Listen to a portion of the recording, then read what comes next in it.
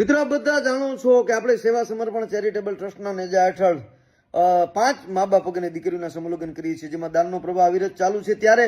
11,000 રૂપિયા ગંગાબેન ભગવાનભાઈ પ્રજાપતિ ગામ ઝરુસા અને જેઓ હાલ સુરત છે એમના તરફથી 11,000 રૂપિયામાં આપવામાં આવે છે। તો ખાસ કરીને ગંગાબેન અને ભગવાનજીભાઈના પરિવારને ભગવતી કાયમ દીધા જેવા રાખે અને કાયમ આવા સહિયારા કાર્યોમાં